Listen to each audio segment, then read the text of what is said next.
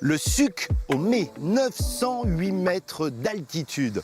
Comme l'indique le terme Suc, qui en occitan signifie sommet, c'est l'un des points culminants sur le massif des Monédières. L'endroit idéal pour vous inviter à parcourir ce que l'on désigne habituellement comme étant les montagnes du Limousin. Au programme aujourd'hui, une randonnée sur le plateau de Mille Vaches, dans des paysages identitaires de cette région, des lieux singuliers et surprenants. Nous irons ensuite à la découverte d'un patrimoine ferroviaire inattendu dans ce décor naturel, le viaduc des Rochers Noirs.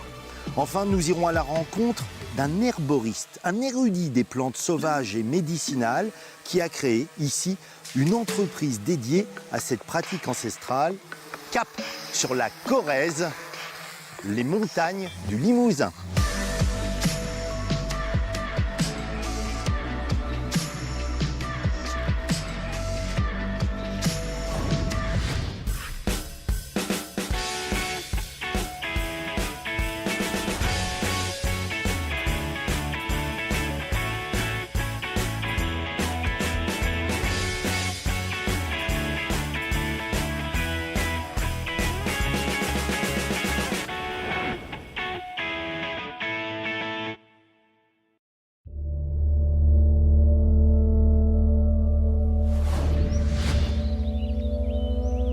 Nous commençons nos escapades limousines au sud du parc naturel régional de Mille Vaches. À une dizaine de kilomètres d'Égletons, Éric part en compagnie d'Alain, qui fréquente le secteur depuis plus de 40 ans. Alain lui a fait une promesse, une randonnée aussi surprenante qu'inattendue. Commencer une randonnée, Alain, dans cette ambiance, sous les arbres, ça met tout de suite dans un certain état d'esprit, hein. Ah ben on retrouve le calme, la sérénité et ça permet de se reconnecter avec la nature. C'est comme ça, toi, que tu vois la randonnée, quand même. Ah, pas seulement, mais il y a des phases où on n'a pas besoin d'expliquer les choses, on les ressent, c'est tout. Et on est bien. Voilà.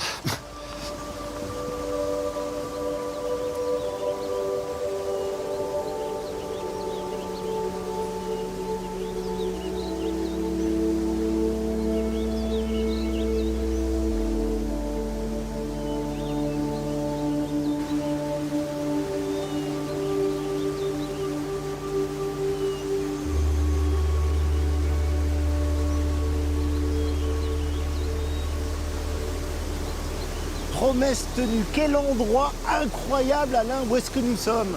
Alors nous sommes le long des cascades du Dérault, donc une petite rivière qui descend du plateau des Mille Vaches, une parmi les nombreuses, puisque Mille Vaches, normalement étymologiquement en celte, c'est mille baths, 1000 sources, donc toutes ces rivières qui descendent de plein sud et qui vont rejoindre la vallée de la Dordogne plus bas. C'est quand même un site d'une puissance et d'une beauté incroyable avec cette eau qui ravine une roche qui marque le territoire, le granit. Ici on est dans le massif central, donc un vieux massif qui est apparu à l'ère primaire et qui a été érodé par le temps, par l'eau, par les glaciers. Et là maintenant c'est une vieille montagne. Le plateau de Mille Vaches lui culmine aujourd'hui à 973 mètres, mais il a été beaucoup plus haut, hein, bien sûr. J'ai l'habitude de dire dans l'émission, pourquoi aller au bout du monde? Franchement, ces paysages-là, on pourrait les imaginer justement à l'autre bout du monde et pourtant ils sont bien en France et en l'occurrence en Limousin. Ben oui, on est une région qui est méconnue mais qui est pleine de richesses au niveau naturel, au niveau historique. Et les terres inconnues, c'est peut-être un peu chez nous maintenant, hein.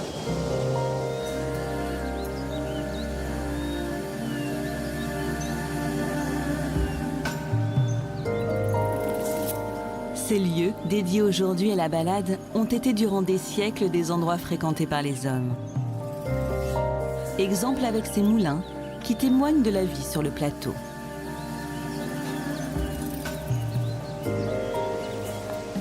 L'eau, elle a façonné la physionomie de ce territoire, mais elle a aussi marqué la vie des habitants. Et bien sûr, parce qu'il faut se servir de l'eau. Alors à l'époque, on n'avait pas l'électricité, donc on se servait de la force des rivières. Et notamment donc, pour faire la farine, puisqu'on cultivait et le seigle et le sarrasin, qui étaient pour faire le pain et pour faire les tourteaux, les galettes de sarrasin. Généralement, les moulins, ils appartiennent à ceux qui ont le pouvoir, les seigneurs, les moines. Est-ce que c'était le cas également partout ici? Alors ici, on a parfois des moulins privés et on avait dans certains villages des moulins qui étaient construits par la communauté. Parce qu'en fait, c'est des moulins où il n'y a pas de meunier en permanence, hein, ça tourne de temps en temps. Et donc, c'était les villageois qui construisaient en commun le bâtiment et qui venaient à tour de rôle moudre leur farine. Ça dit bien qu'on ne peut pas vivre sur ce territoire si on n'a pas cet esprit communautaire. Ah ben, le territoire est rude, la vie est difficile ici, donc l'entraide est une obligation, on va dire. Quand on est dans un endroit comme celui-ci, ce qui saute au premier regard, c'est le lieu lui-même, la puissance qui s'en dégage, mais c'est toujours intéressant d'aller regarder un peu dans les détails. Les mousses là qu'il y a sur ces arbres, ce sont des sculptures végétales, on pourrait presque dire. Ah, c'est magnifique, et les mousses, ben, elles ont besoin d'humidité, donc là, comme on est dans un vallon encaissé, avec le déraut qui coule, évidemment, elles se régalent et elles envahissent les arbres. Et ça donne un peu, parfois, des ambiances un peu fantastiques.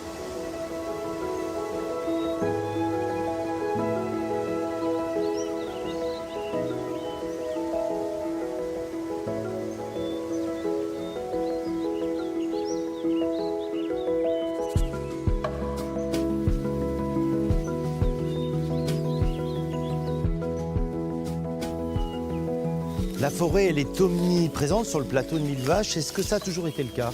Ah non, ben, c'est tout récent. Depuis le XIIe siècle, il n'y avait quasiment pas de forêt sur le plateau. Et le reboisement date d'après la Seconde Guerre mondiale. Et comment ça s'explique? Alors ça s'explique par deux causes. Ben, l'exode rural, moins de monde dans les campagnes, donc l'abandon du pâturage de la lande à bruyère. Et puis une volonté politique de l'État après la Seconde Guerre mondiale de reboiser le territoire.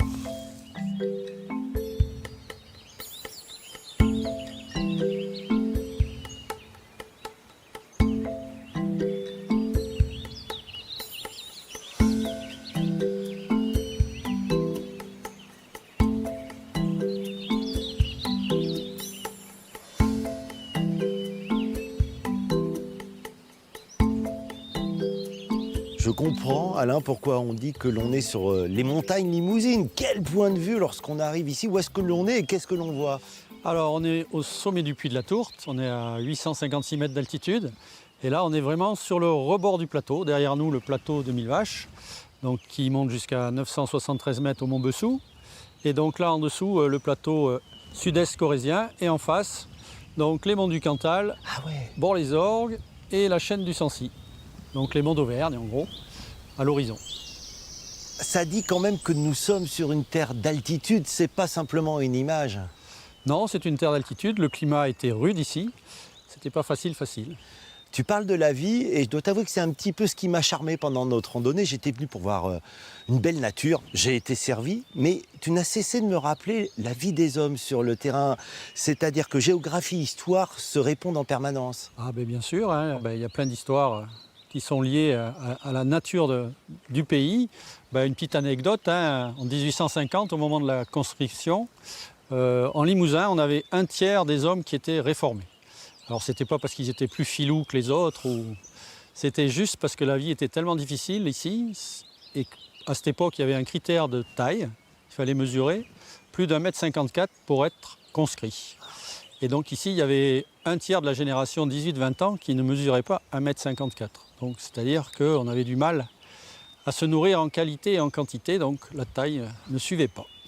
Est-ce que c'est l'une des choses qui te rend cette terre attachante, de savoir que justement des hommes ont sué pour pouvoir y vivre et l'exploiter? C'est une terre très attachante par son histoire, par ce qui s'y passe, parce qu'il s'y passe aussi beaucoup de choses. Il n'y a pas que l'histoire ancienne, il y a l'histoire actuelle. Et c'est un monde où il se passe beaucoup de choses au niveau associatif, au niveau de l'économie sociale et solidaire. Donc c'est un monde qui bouge. Merci Alain, j'ai pris beaucoup de plaisir et surtout, je suis une nouvelle fois convaincu que on découvre un territoire beaucoup mieux lorsqu'on est accompagné par quelqu'un qui le connaît bien. Merci à toi. De rien.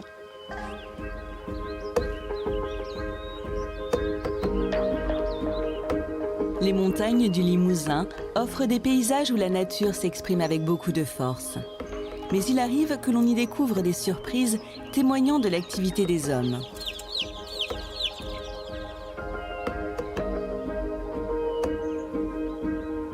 En s'engageant en compagnie de Roger dans ce tunnel abandonné, situé entre Lapleau et Soursac, Éric s'apprête à remonter le temps.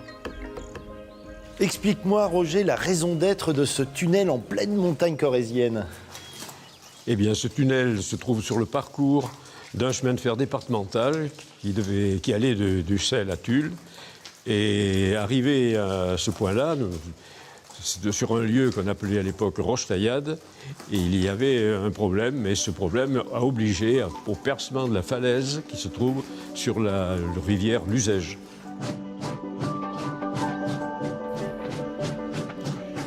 Inauguré en 1913 par le président de la République française, Raymond Poincaré, le transcorrézien a bouleversé la vie dans cette campagne.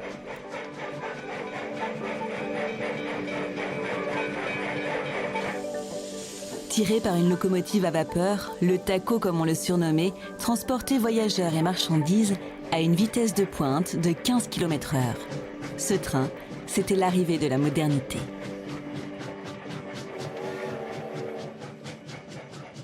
À l'époque, il n'y avait pas d'autres moyens. À part les charrettes, ce train était attendu, évidemment, on en avait vraiment besoin. Quand il arrive, c'est une révolution, ça change tout. Absolument, absolument, c'est la grande fête partout.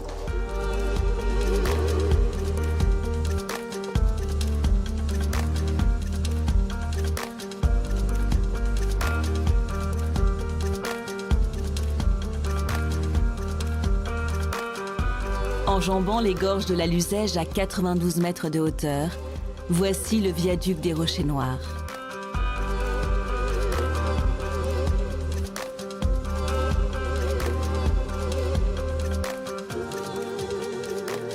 Sur la quarantaine d'ouvrages de ce type construits dans le monde, il n'en reste plus que 5.